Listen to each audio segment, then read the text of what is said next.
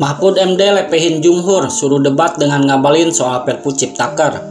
Ketua Umum DPP Konfederasi Serikat Pekerja Seluruh Indonesia atau KSPSI, Jumhur Hidayat menantang Mahfud MD terkait Perpu Ciptaker. Selain itu, Jumhur juga menantang Yusril Iza Mahendra untuk berdebat terkait Perpu Ciptaker.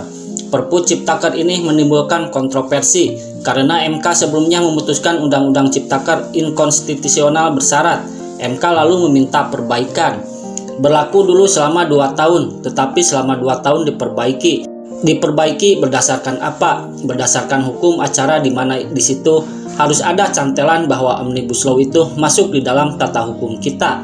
Maka kita perbaiki undang-undang tentang pembentukan peraturan perundang-undangan di mana di situ disebut bahwa Omnibus Law itu bagian dari proses pembentukan undang-undang, kata Mahfud. Nah, sesudah itu diselesaikan Undang-Undang PPP atau P3, pembentukan peraturan perundang-undangan itu sudah diubah, dijadikan undang-undang, diuji ke MK sudah sah. Lalu Perpu dibuat berdasarkan itu, sambung Mahfud. Yusril Iza Mahendra menyebut Perpu Ciptaker adalah pilihan paling mungkin yang bisa diambil Presiden Jokowi untuk mengatasi keadaan akibat keputusan MK yang menyebutnya inkonstitusional bersyarat. MK meminta DPR dan Presiden memperbaiki undang-undang tersebut dalam waktu 2 tahun. Lewat dari masa itu, undang-undang tidak berkekuatan hukum dan tidak bisa digunakan.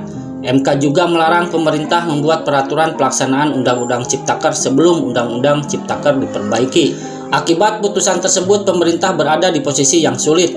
Perbaikan Undang-Undang Ciptaker bisa memakan waktu yang lama, padahal sisa masa jabatan Jokowi kurang dari 2 tahun lagi. Maka dilakukan opsi alternatif, yaitu menertibkan Perpu Ciptaker. Pemerintah tidak asal-asalan menerbitkan Perpu kalau tidak terpaksa. Perpu Ciptaker diterbitkan karena situasi ekonomi global saat ini bisa berdampak ke Indonesia. Tahun ini dunia akan mengalami resesi, inflasi, hingga krisis energi. Hampir sepertiga negara di dunia akan merasakan dampaknya. 4 lembaga keuangan internasional menyebut Indonesia juga akan mengalami masalah ekonomi, yaitu Bank Dunia, IMF, IDB, dan OECD. Mereka memperkirakan pertumbuhan ekonomi tahun 2023 hanya berkisar antara 4,7 sampai 5 saja. Padahal target pemerintah adalah minimal 5,3% untuk menjaga stabilitas ekonomi.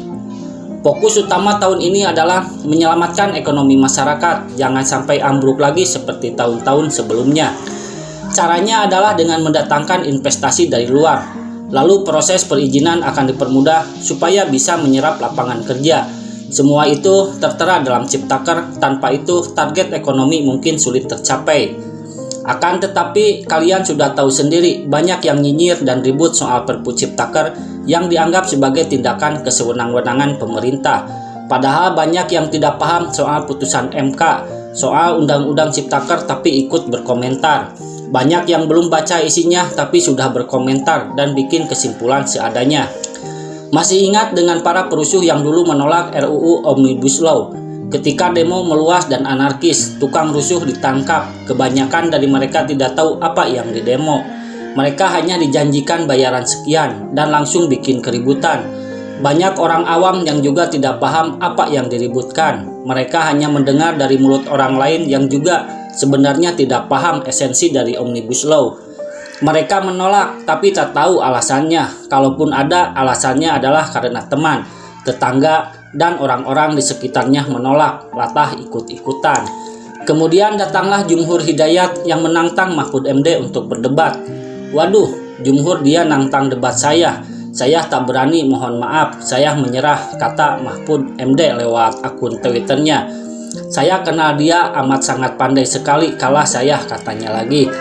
Mahfud langsung menyarankan agar Jumhur Hidayat berdebat dengan Ali Muchtar Ngabalin. Menurut Mahfud akan lebih berimbang dalam perdebatan jika berdebatan dengan Ngabalin.